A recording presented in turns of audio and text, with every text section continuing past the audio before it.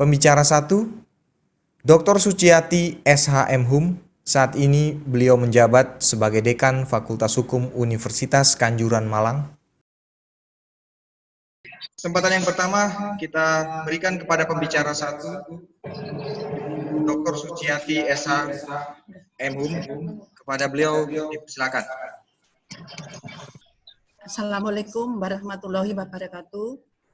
Sebelumnya saya sebelum menyampaikan materi, mohon maaf yang sebesar-besarnya kepada peserta webinar karena gangguan teknis sehingga sampai sekarang dari keynote speaker belum bisa masuk, yaitu dari Bapak Profesor Dr. Supoyono SHM Hum yang sampai hari ini tadi masih ada gangguan teknis.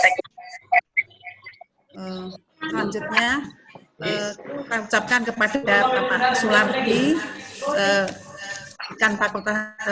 pakar hukum tata negara Universitas Muhammadiyah Malang, kemudian Pak Dr. Theodorus Mangalila, Sarjana Filsafat MPD, sebagai Sekretaris Jurusan PPKN, yang tadi sudah disampaikan oleh moderator dari Universitas Negeri Manado, dan beliau adalah Chief Editor Jurnal Sipik. Kemudian pembicara selanjutnya adalah Bapak Andri Franciscus Gutom, SH MSI, beliau Jurnal Moral Kemasyarakatan dan dosen program Universitas Kanjuran Malang. Selanjutnya kami akan menyampaikan materi yang berkaitan dengan the new norma dalam kehidupan warga negara. Mengenai bagaimanakah hubungan antara warga negara dan negara. Dan yang kedua, mengapa ada era new norma dalam kehidupan warga negaranya. Ketiga, apa wujud kehadiran negara dalam menciptakan kesejahteraan warga negaranya.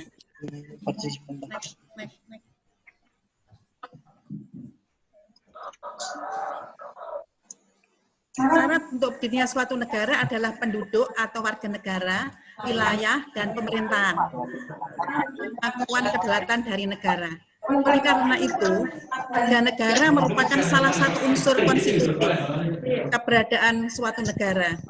Jadi tidak mungkin ada negara tanpa penduduk.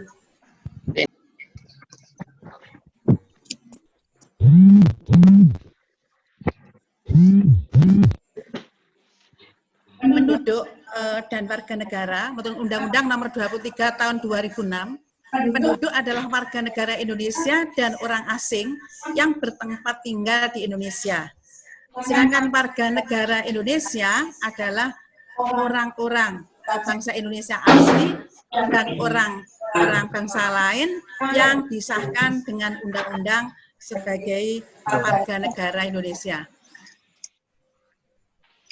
Bagaimana cara untuk memperoleh kewarganegaraan? Yang pertama yaitu kelahiran. Karena kelahiran berdasarkan asas ius soli, berdasarkan Undang-Undang Nomor 12 Tahun 2006. Yang kedua, dengan cara perkawinan, yaitu asas ius sanguinis, Undang-Undang Nomor 12 Tahun 2006. Yang ketiga, tentang berdasarkan pengangkatan. Yang keempat, dikabulkannya permohonan. Dan kelima, tentang kewarganegaraan atau naturalisasi dan penghargaan.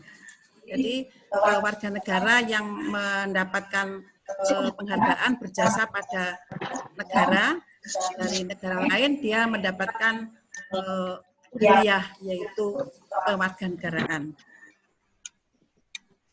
Apa kewajiban warga negara terhadap negara? Itu menaati hukum dan pemerintahan, ikut serta dalam upaya pembelaan negara dan negara, menghormati hak asasi manusia, tunduk pada pembatasan yang ditetapkan undang-undang.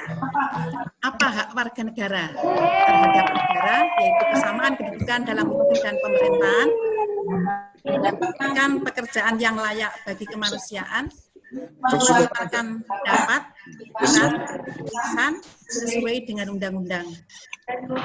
Halo Prof. Suko, ini Prof. sudah bergabung. Terima kasih Prof. Suko ya. Kita lanjutkan ya. Hidup dan mengembangkan diri untuk mendapatkan perlindungan HAM. Mungkin saya lanjutkan dulu ya.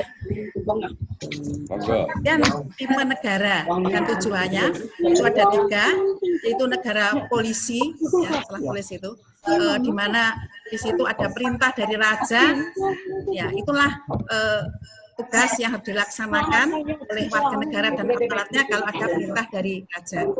Kemudian yang kedua, negara penjaga malam.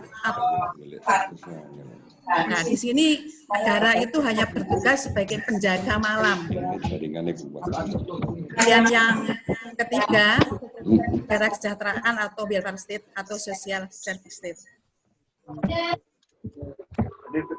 Negara kesejahteraan atau welfare state di sini, di mana negara itu harus hadir atau campur tangan dalam bertanggung jawab dalam segala aspek kehidupan warga negara.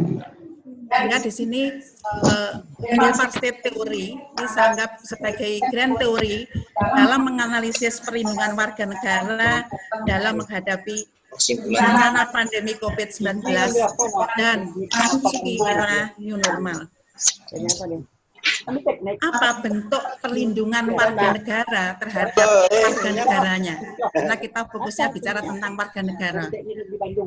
Di sini negara sudah menyiapkan protokol kesehatan, yaitu dengan memakai masker, kemudian cuci tangan dengan hand sanitizer, kemudian kalau tidak membentuk kerumunan, kemudian pengetatan dari aparat untuk menerapkan aturan dan penertiban pelanggaran. Kemudian industri pers harus sehat. Dan program bantuan sosial yang telah dikucurkan entah beberapa kali.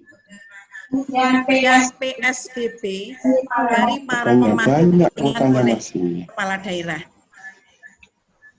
Kemudian dari tadi saya baca di Kompas ada istilah baru ya, bukan new normal saja, tetapi ada THC, yaitu tatanan hidup bersama COVID-19.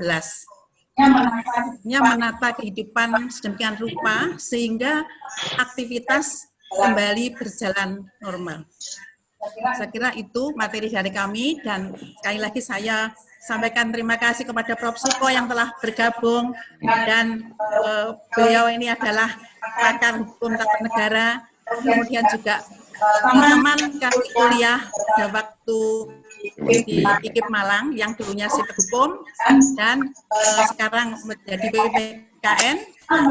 Kita melaksanakan webinar ini adalah bersama kolaborasi antara Fakultas Hukum dan PPKN. Sekian dari kami. Wassalamualaikum warahmatullahi wabarakatuh.